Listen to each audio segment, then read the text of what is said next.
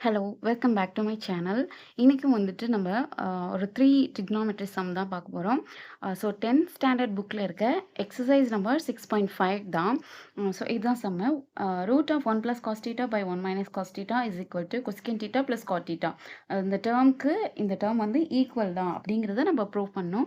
So அதுக்கு தேவையான formulas வந்து இங்க நான் வச்சிருக்கேன். இது நம்ம எடுத்துக்கலாம். சம் பார்த்தீங்கன்னா கீழ 1 - cos θ இருக்கு. ஸோ இந்த மாதிரி டினாமினேட்டர் வந்தாலே நமக்கு ஃபர்ஸ்ட் எது நெனப்புக்கு வரணும்னா, அதோட பேர் எழுதுவோம். பேர் மீன்ஸ் கான்ஜுகேட் எடுப்போம்ல. இப்போ 1 - cos θ இருக்கா? அப்ப நம்ம என்ன செய்வோம்? 1 + cos θ டிவைடட் பை 1 + cos θ இப்படி தான் என்ன செய்வோம்? இத வச்சு மல்டிபிள் பண்ணிப்போம். ஸோ எழுதலாம். ரூட் ஆஃப் இப்போ வந்து இது ரூட்டுக்குள்ள தான் 1 + cos θ 1 - cos θ இருக்கு. ஸோ நம்ம அதோட பேர எழுதும்போதும் நம்ம வந்து இந்த ரூட்குள்ள தான் எழுத போறோம். 1 + cos θ டிவைடட் பை 1 - cos θ. இப்போ இதுக்கு பேர் என்ன? 1 + cos θ. இதுவும் வந்து ரூட்குள்ள தான் இருக்கு. ஓகே. ஸோ இங்கேயும் 1 + cos θ 1 + cos θ. ஸோ இது 2ம் மல்டிபிள்ல இருக்கு. நம்ம எப்படி எழுதிக்கலாம் அத? 1 + cos ஸ்கொயர் θ இப்படி எழுதிக்கிறோம். சாரி இப்படி எழுதிக்கிறோம். டிவைடட் பை இங்க பார்த்தீங்கன்னா 1 - cos θ 1 + cos θ.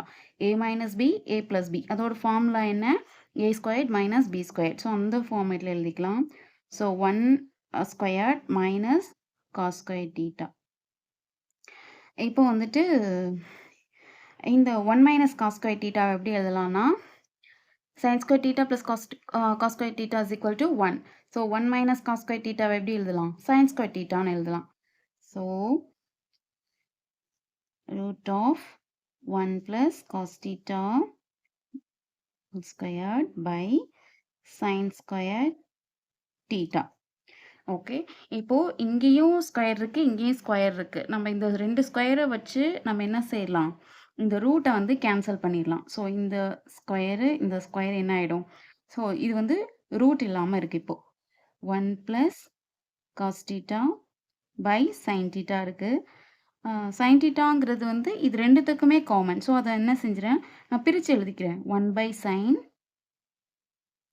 plus cos θ by sin θ. 1/sin θ formula என்ன? cosecant θ plus cos θ by sin θ formula cot θ. Okay. நமக்கு தேவையான டேர்ம் வந்து நமக்கு கிடைச்சிருச்சு. இது ஒண்ணுமே இல்ல. நீங்க ஃபார்முலாஸ் படிச்சீங்க அப்படின்னா, ரொம்பவே ஈஸி தான் இது. சும்மா கான்ஜுகேட் எடுக்கிறது, ஃபார்முலா அப்ளை பண்றது. அவ்வளவுதான் இந்த சம். ஸோ நெக்ஸ்ட் வந்துட்டு எக்ஸர்சைஸ் பார்ப்போம்.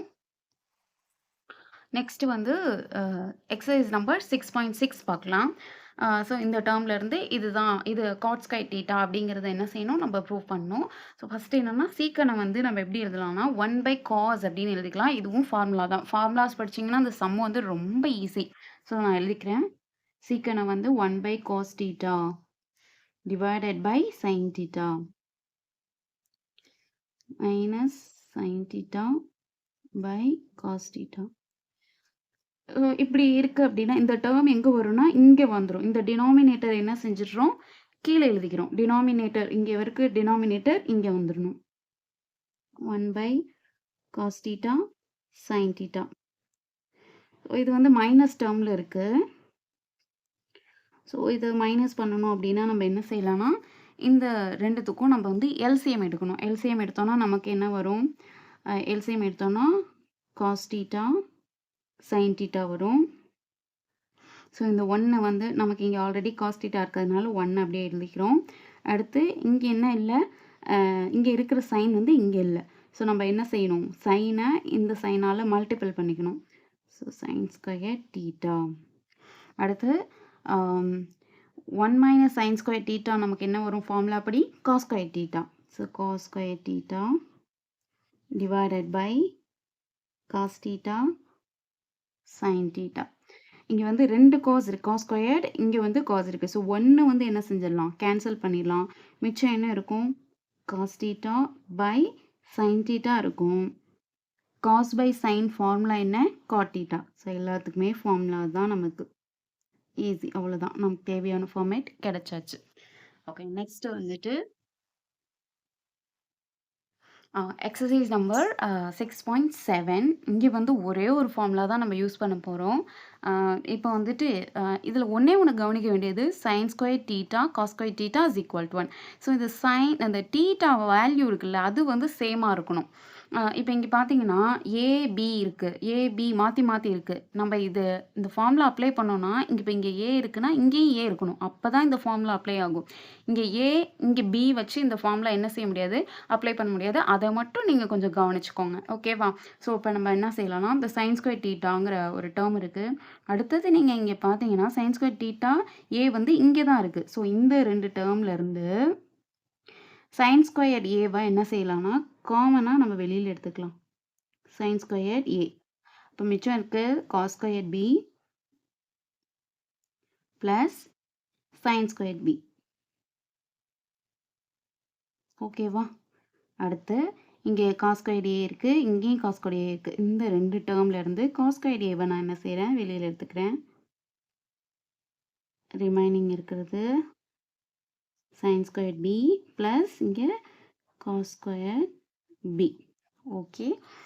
அடுத்து இப்போ என்ன இருக்குது, sin squared theta cos squared theta is equal to 1. இந்த 2 டீட்டாவும் சேமாக இருந்தால் இந்த ஃபார்முலாவை வந்து நம்ம அப்ளை பண்ணலாம். ஸோ இங்கே எப்படி இருக்குது, சேமாக தான் இருக்குது. cos squared theta means b, இங்கேயும் b இருக்குது, இங்கேயும் b இருக்குது, இங்கேயும் b இருக்குது. ஸோ இது வந்து இதோட வேல்யூ என்னது, 1 ஆகிடும்.